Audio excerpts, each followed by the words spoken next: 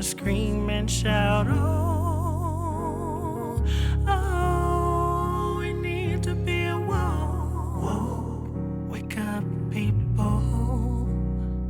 We can't let our fear leave blood standing here. Oh, we need to be awoke. Wake up, people. We can't let our fear leave. Hello, everyone. This is Prophet. What's up, guys? This is Jeremiah. And this is Woke Wednesdays. You guys. Thank you so much. Yes, because we are extremely blessed to have such a strong support system like you guys. Yes, like never would I have thought. Never. He claims he knew, but never would I have thought that we was gonna get 1.7K views on our first video. Like, you guys showed up and showed out. Like for real. This guy thought like we're gonna get like 15 lonely folks to watch our video, but you know, that's besides the point. You guys have really shown us as much love as that we could ever ask for. Yes. By liking, commenting, loving the video, and sharing. I just want to let you guys know that we're forever grateful.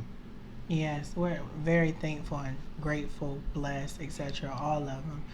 Even the auntie that we talked about last week that can't cook, you even shared. We appreciate you. So we appreciate the share. Yes. Just not the cooking. My God, know your ministry. But today we are going to be talking about the Democratic Convention, as you can see from the title.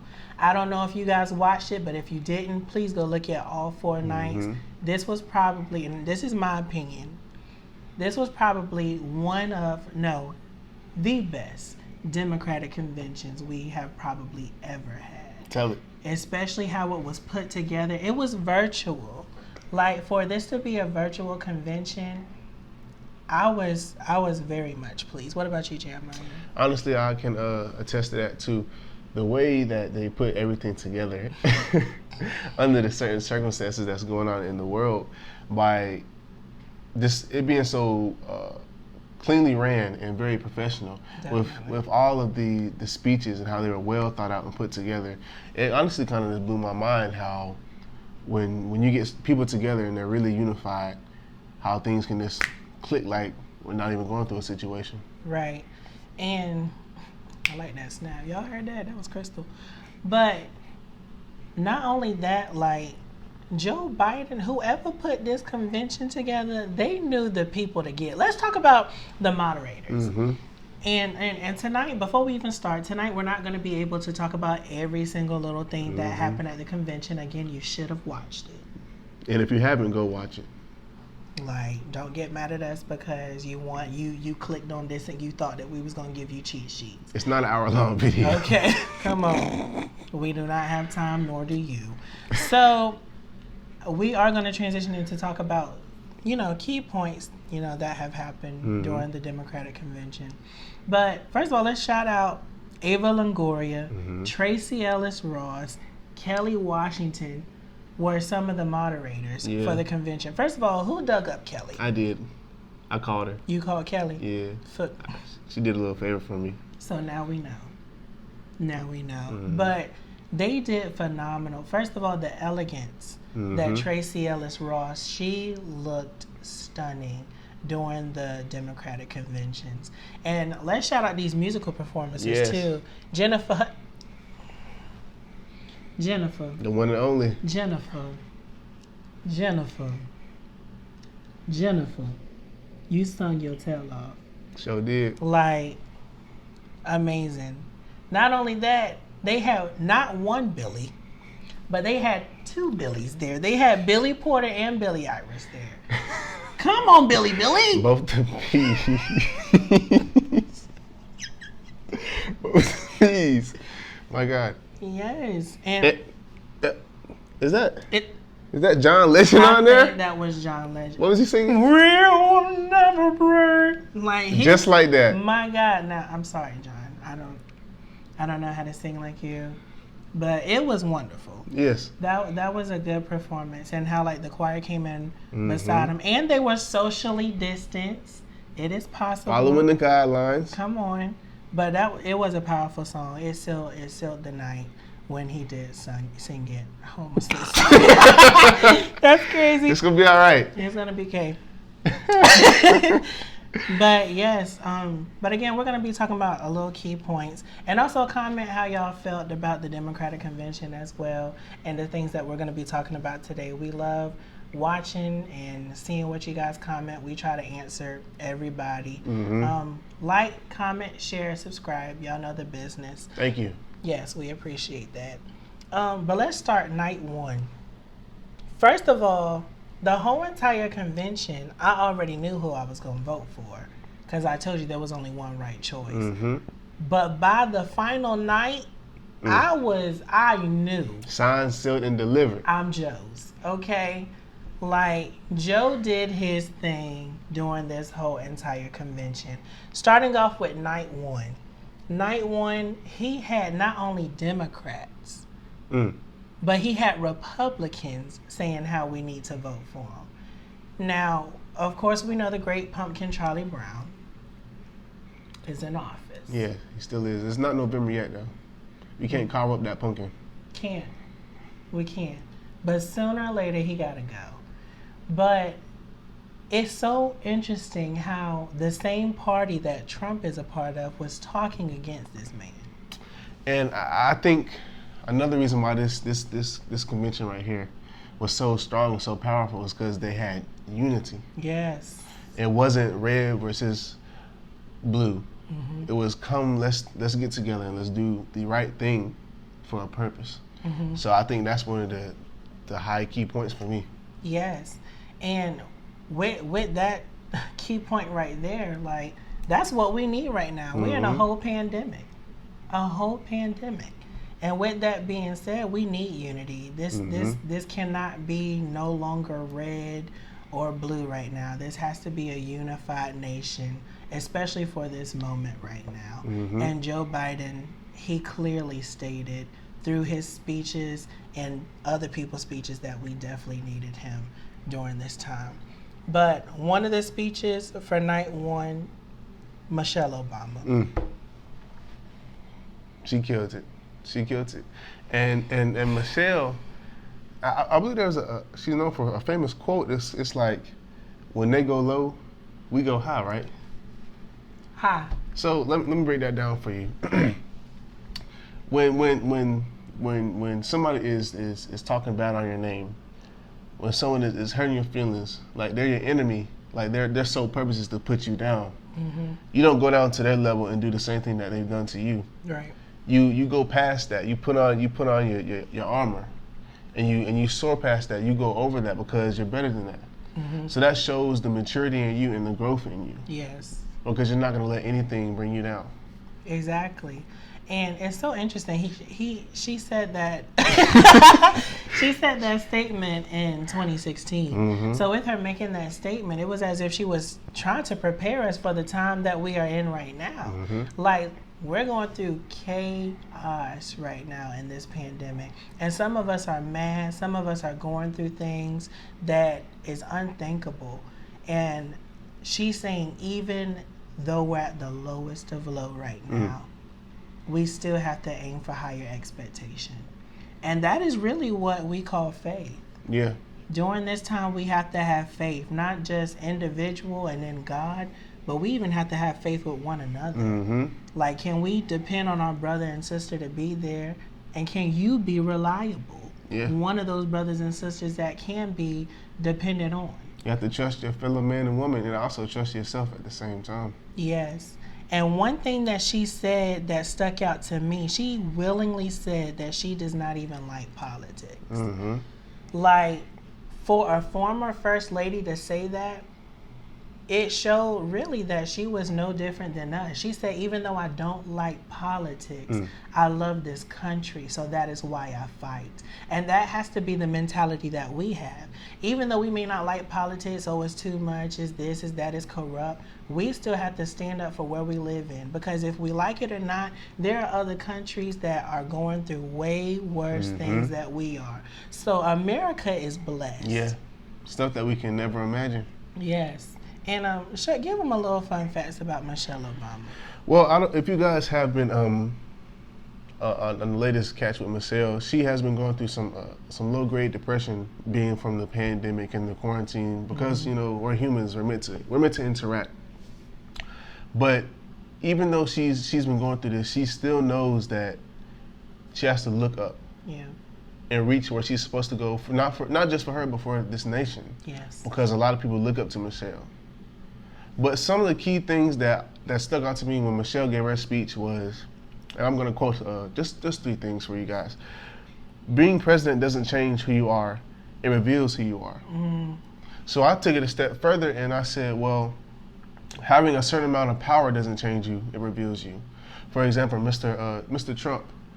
The way he's handled certain situations, he's handled them as if like because he can and not because he should. Because he's the president, he does such and such and such and such. Yes. He doesn't take the time and say, oh, I'm the president, I've got to do what's right for this country.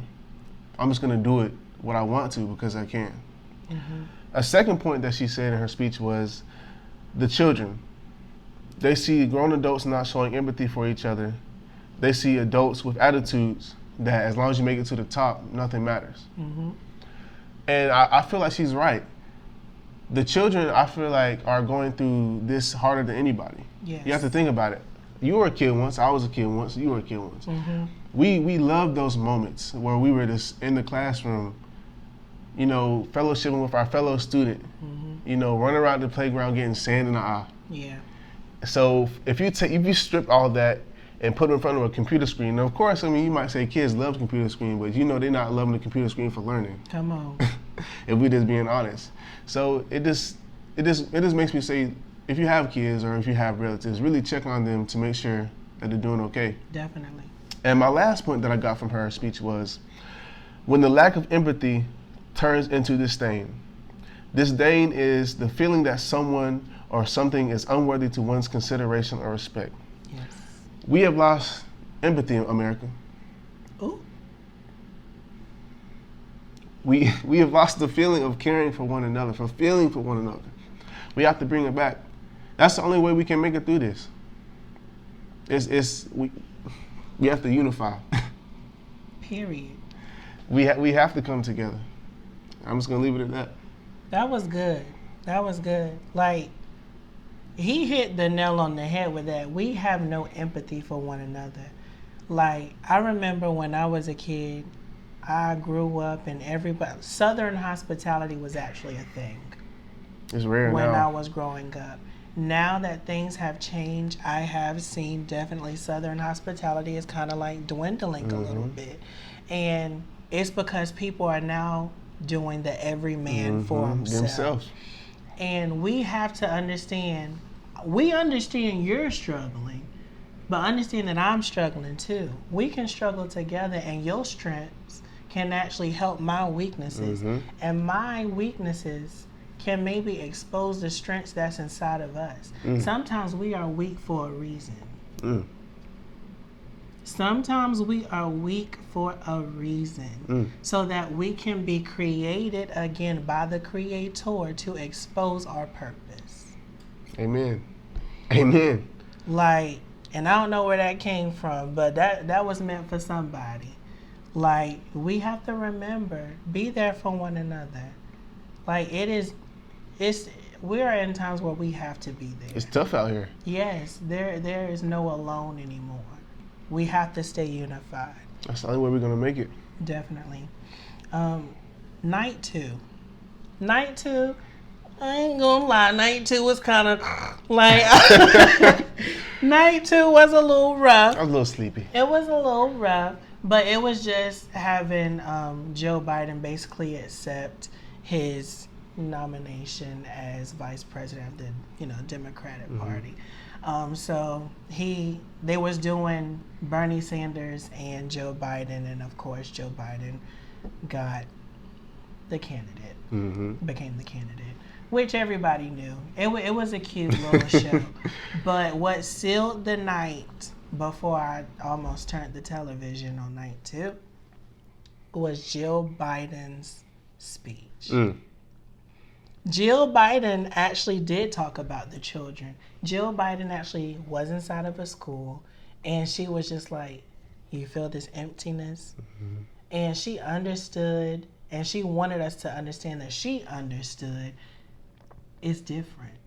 It's awkward. It's weird not having children in school. But we have to take right protocols and right steps in order for us to do what we need to do. We can't just throw our children back into the school system and wind up being sick, give it to grandma, granddaddy, give it to somebody else, and then we have to do all this all over again. And the cycle continues. Right. And our president, Trump, he's just wanting to just start Throw him back in there. Right. And we can't do that. And that's what Jill was basically saying. And what was so significant about Jill as a whole is she's a teacher herself. A lot of people may not realize it until that night, but she's a teacher herself. Even when Joe Biden was president, she was still teaching. Still looking out for the kids. Still looking out. And for her university. You know, that she teaches at Light. And they even had testimonials with her university students, how she's inspired and all that other stuff. That was kind of a tearjerker for me, because you never know. Like, if you're a teacher out there, we definitely appreciate you because you do make a difference. But I liked how she kept everything personal. And did you see how Joe reacted? Joe was in tears. He sure was. Like, at the end of the speech. That was a proud husband right there. Yes. I don't think he thought that she was going to say those things, not only about him, but also about the school system in general. Like, she really did her thing with that speech. How do you think about the speech? I think it was amazing, honestly. I think she really gave a different perspective from us to look at, because of course most of us are grown, and most kids, I know, they don't watch the Democratic conventions or stuff like that, and kids don't always express themselves verbally. They might do it physically by how they're acting, but a lot of kids don't do that. So it really gives you the perspective and says, let me think about this, and let me come, like I said, check on my child, make sure my child is okay, and let me try to help them in their time of need. Of course, not everything's gonna be perfect, but everything can be better. Definitely. That's a word. But yes, that night two, that was really good with how everything ended. Night three, now this is when it really got juicy. Kamala Harris and Barack Obama did their thing. Night three was phenomenal. And of course, you know, during nights 1 and night 2 and night 3, you also had other speakers like Hillary Clinton, Bernie Sanders. Bernie was hilarious. Bernie was hilarious. You can tell Bernie does not like Trump, period, at all. Like, his speech was hilarious. If you want to go see it, please go see it. Bernie Sanders' speech. But Obama's speech was great. First of all, I liked how he strategically did it. And I want to read exactly from my notes because I don't want to deter you away from how he did it. So Obama, he talked about his successor and how horrible job that Trump is doing. And he did this by using the Constitution against him while standing in the Museum of the American Revolution beside the written Constitution. That is the biggest diss known to man. And I don't think that a lot of people saw how... They didn't pick up on that. They didn't pick up on that. They just thought, oh, Obama is speeching. No, he literally tore Trump up by using the Constitution, standing within history, beside history. How can you go against that? What? Obama, like, he dropped the mic all over again. Yes, like... And his speech literally did something because, to be honest, Trump's secession after Obama wasn't... Look at what we're at. Look what's going on. Like, we cannot afford another 4 years, you guys. We cannot afford another 4 years. And Obama was just saying... Obama even said that in his speech that he hoped that Trump was actually going to get it together and actually feel the weight of the office. Meaning that Trump, you have disrespected the Oval, sir. Everything that every president has laid a foundation, not just Barack Obama, you have made every president a disgrace by your actions. And that's deep words. Because you took everything that was done before you, and you basically just said, no, I'm doing it my way. Or you know, the hospitality out the window, the caringness out the window, but the disrespect, the arrogance, bring that in. And that's not what the presidency is all about. Right. And you commented on that earlier about, you know, the power. His power is really showing. And to be honest, I don't feel like this is a democracy. I feel like this is a dictatorship. Like, the things that he does not listen to the people that he is supposed to listen to. You know, he's doing whatever he wants to when it deals with the pandemic. Like, look at how many people are dying. Look how many people have contracted it. Like, even the Constitution says we the people of the United States. He's separating us. Right. He has caused division. He's not for the people. So you broke your vow as president when you have been making this chaos. You're not for the people. We have not seen you truly be for the people. Now, there may be people that disagree with me, especially the 1% of the rich people. Yeah, he's probably doing something for you guys, but majority of America is middle class. We're not rich. Come on. What are you doing? But what do you think about the Obama speech? I think it was wonderful. I think it was very, like I said, clever. And he really thought this out. Like, I'm going to drop the Constitution on him while standing by the Constitution. I feel like there's no way you can combat that. There's no way at all. And Trump should probably be, you know, probably a little scared that he's got the fire right under him. So I think it was very strategic how President Barack Obama did his speech. Definitely. And also with the speech, I like how he talked about him and Joe Biden's friendship.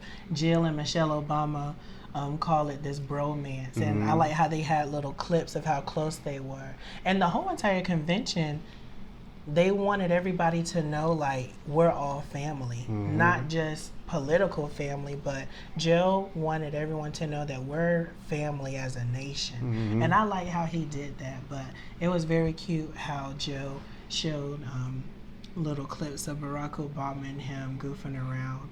Unified. Yeah, it was really cool. And plus it shows us that we're going to have a chill president as well. Like, a family man. Yeah. Family Matters. We missed that show, okay? Next. But transitioning, Kamala Harris, what do you feel about her speech? I feel like Kamala Harris' speech was very, she dug into Trump. And a little background on Kamala Harris.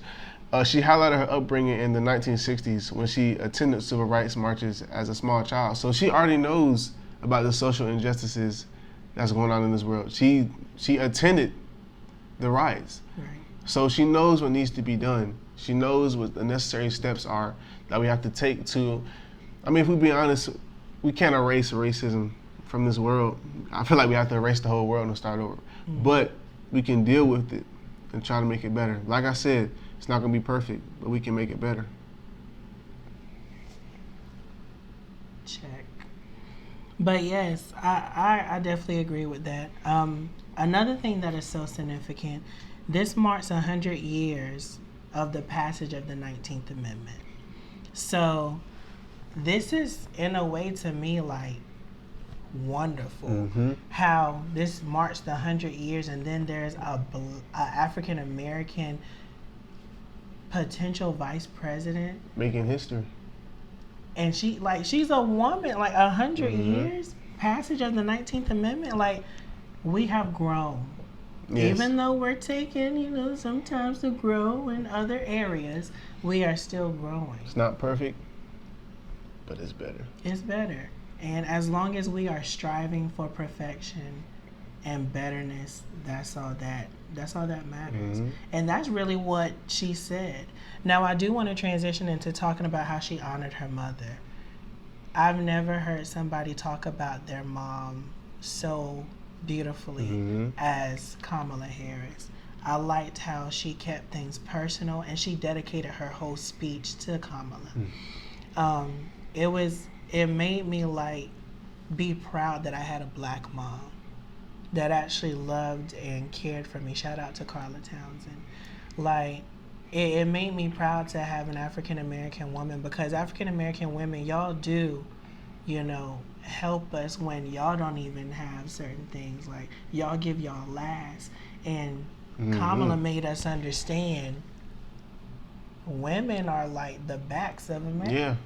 Yeah. Yeah. America would be nothing without African American women and women in general.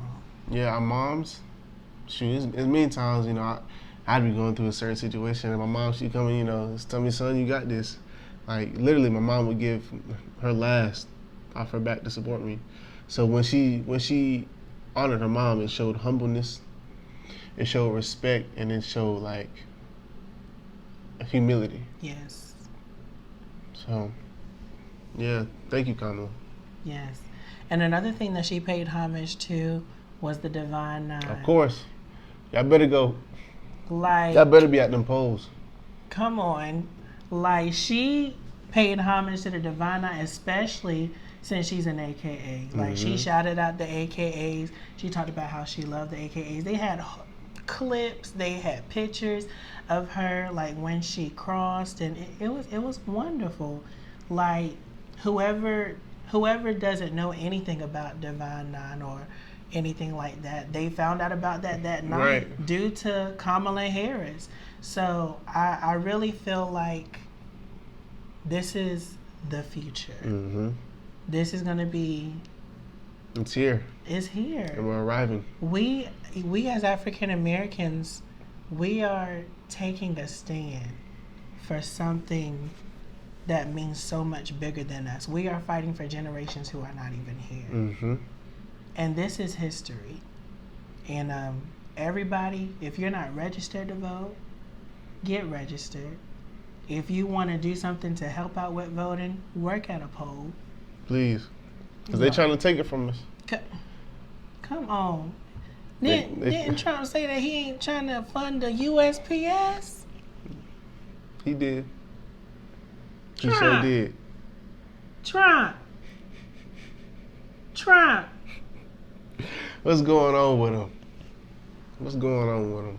We can't even vote now? Like, what is going on, Trump? Very undemocratic. Not a democracy at all. Right. And not only that, like, that's not even going to affect votes. That's also going to affect people. Can't even get it out because I'm so upset. No. But for real, like, that's going to also affect, like, the elders when they get their medicine. Like, it's more than just him not funding it for votes. This is going to affect so many other things. Mm-hmm. And he's not even thinking about that. That's why when you got that power, you can do what you want. It's disgusting. Like, to be honest, it's really disgusting to live under. A dictator.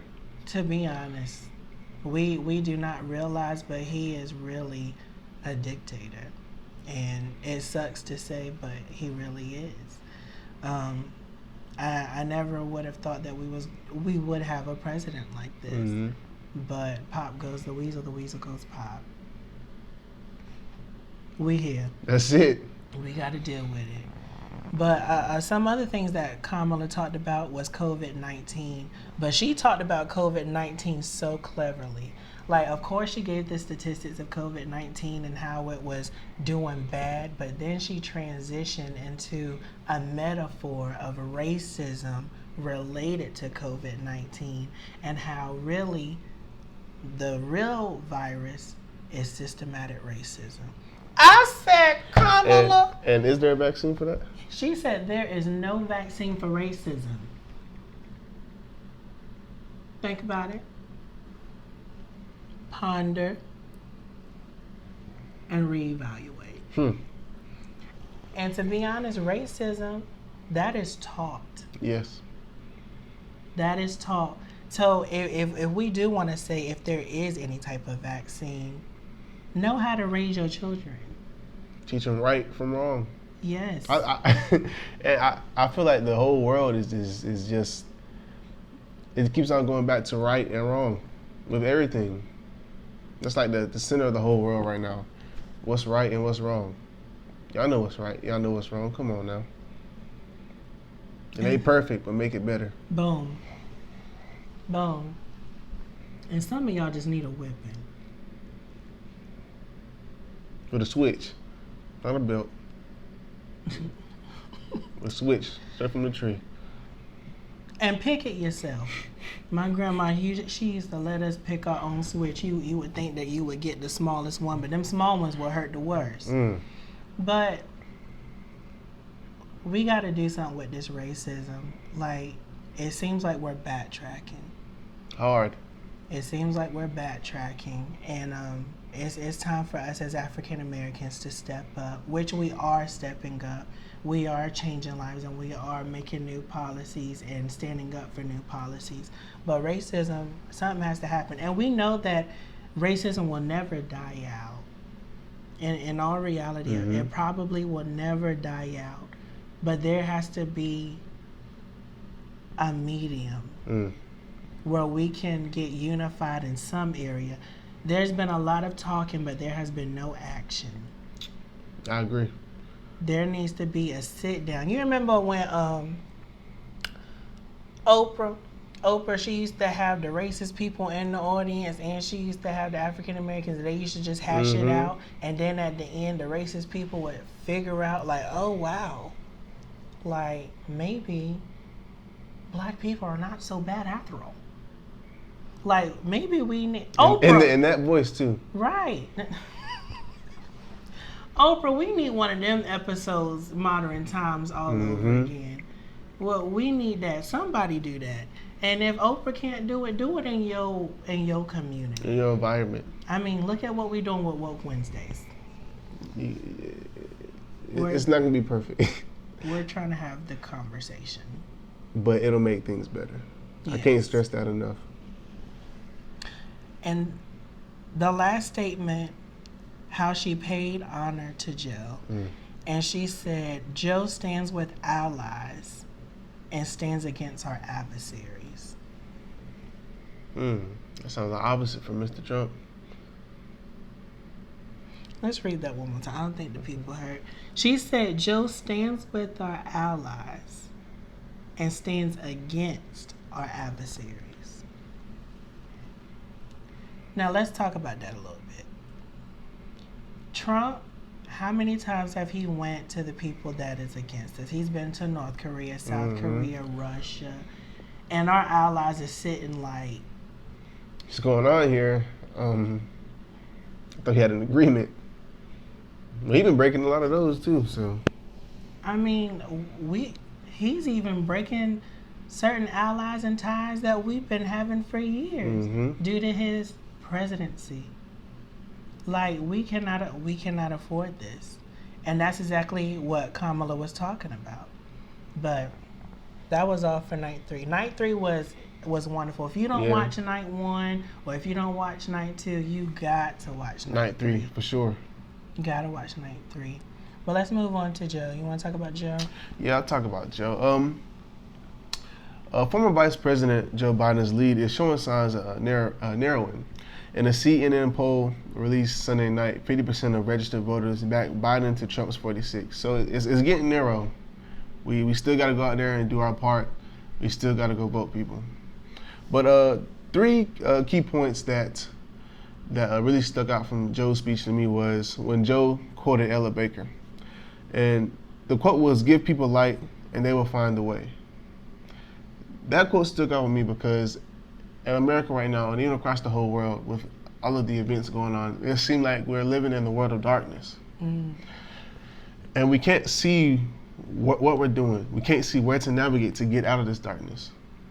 So we need a light to show us the way out. Not necessarily to the perfect place, but a better place. So that's what I got.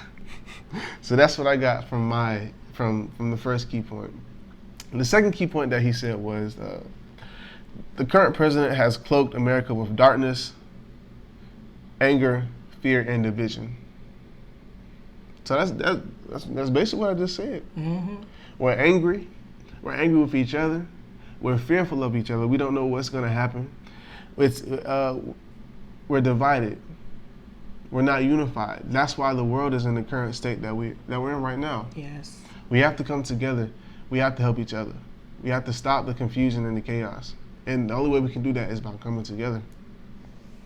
My last point for you guys is that America isn't just a clashing interest of red states or blue states. And it goes back to how it was it the first night that he showed that he had Republicans there too? Yes. It's not about blue or red. It's not about black and white. Ooh. It's about coming together. What's right is right and what's wrong is wrong. It's not going to be perfect, but it's going to be better.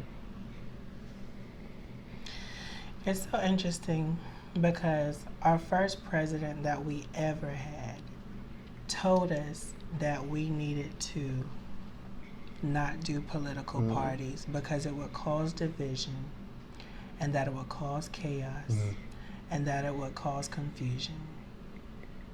Yet we decided to continue to do so. And look what happened. So, the key points that I like that Joe, first of all, Joe taught very spiritual. I don't know if y'all noticed that, but Joe, he was not ashamed to quote scriptures. Kamala did that too.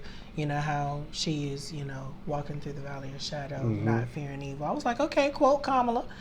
Not straight from Bible, but Joe, he had no shame in it. He kept on quoting scripture after scripture after scripture.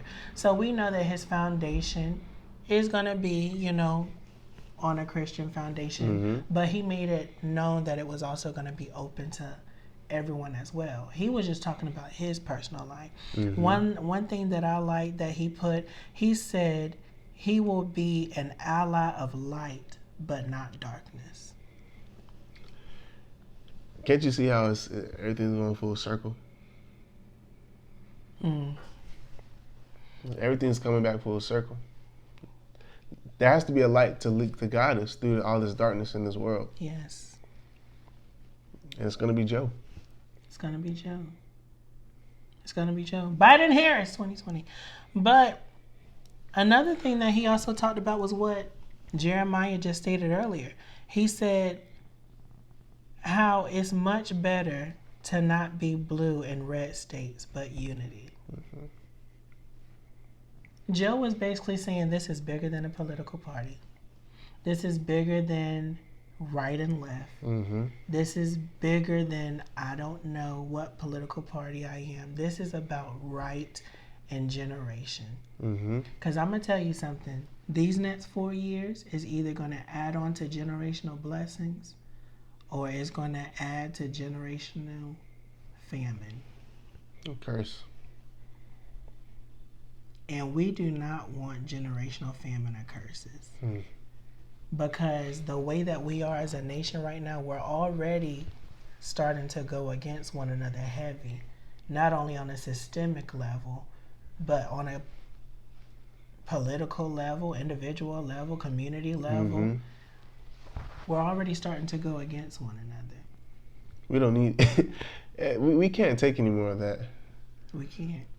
Before you see people going at war with each other in the streets. And then at that point, it's martial law. And to be honest, like, if we want to get biblical, I mean, it does talk about that in the last days. So, I mean, we could take it as this is a sign for us to... Matter of fact, this is a sign to get your life right. If you don't got your life right, get it right, y'all. Like, and I'm not even just talking spiritual, but everything. Like, Appreciate your moments. Life is too short. If you haven't learned anything in this pandemic, realize that your life is so short and anything can happen. So you got to spare the moment and do right, because you never know when your last day is going to be here. Yes. And Joe talked about that as well. He said that he doesn't want to win the heart of America. He wants to win the soul of America. Like, that doesn't even need to be elaborated. That means that the soul of America has been lost.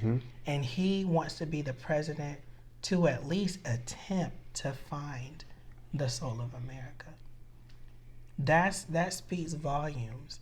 He's basically saying, I will go through the highest of highs. I will go to the lowest of lows. I'll get dirty. I'll get down and work to make sure that we become a nation that we're supposed to be. That speaks volumes. He also gave some fun facts about the coronavirus. He said that 5 million Americans contracted COVID. 170,000 Americans died, marking us the worst performance of handling COVID on Earth. It didn't have to be this way. At all, on Earth. But yet, our current president talks about how he has made policies that we are one of the best countries and all that other stuff, and we're handling COVID-19. Well, according to these facts, not theories, the numbers don't lie. Nearly 50 million people filed for unemployment this year. This is only the 8th month, and 50 million filed for unemployment. And then more than 10 million will lose their health insurance this year. So if anything happened to people, what are they gonna do? That's crazy. That's crazy, Jeremiah. And that's scary. It is. And Joe said that he's gonna try his best. And I like how he doesn't make false promises. He keeps on saying how he's gonna try his best and do his best, because he can't fix everything overnight. Can't make it perfect. And I think that's what some people want him to do, just genie, gone. Like, no, it's not gonna happen like that. But Joe is saying that he wants to eventually have America be a health insurance free, like, where we don't have to even worry about it. It's just given to us. And other countries, in the world do have that. So I hope it do happen, because I can save a little coiny, man. Amen. And then he transitions and talk about the small businesses, and he says that 1 in 6 small businesses have closed this year. The mom and pop shops, the home country cooking. Come on. The soul food that you loved. Come on. When you needed some stitching, when your favorite jeans are ripped, they closed. When SpongeBob ripped his pants. Come on. It's so detrimental to those families too. People losing their jobs, losing their businesses, losing their houses. It's just, it's a very bad situation right now that's going on in America. Definitely. And this is my favorite part of the whole entire thing that made me say signed, sealed, delivered, I'm Joe's, is Joe tells Obama thank you for his presidency, and directly but also indirectly says how he will be the true person that will fill in what Obama should have had. Meaning that Trump, you tried, but you failed. So I'm going to have to come in, clean it up, and clean this up and be the true example of what the president is supposed to be like. And he did that so beautiful. And he ended with this last quote. He said, "Love is more powerful than hate. Hope is more powerful than fear. And light is more powerful than dark." So I want to ask the people a question. How is your love during this time? How is your hope during this time? And are you even shining at this time? And I'll even ask a second question for that last question. Are you trying to be a light to lead out of this darkness? Just think about that. Yes, you guys. We really have to be unified at this time. This is serious times. Love on your families. Love yourself. Love whoever any disagreements at this time, mend them. Please. But you never know what's gonna happen. You never know what's gonna happen in the next 2 years, 2 months, 2 seconds. Yeah. It's serious at this time. Understand who you are. Everything that someone has said about you, cut it. You have to know yourself. You have to know your own identity. And that means that you have to be confident within yourself. You have to strive higher. You got to. The same thing that Michelle Obama said. So with that being said, vote. Yes. Vote.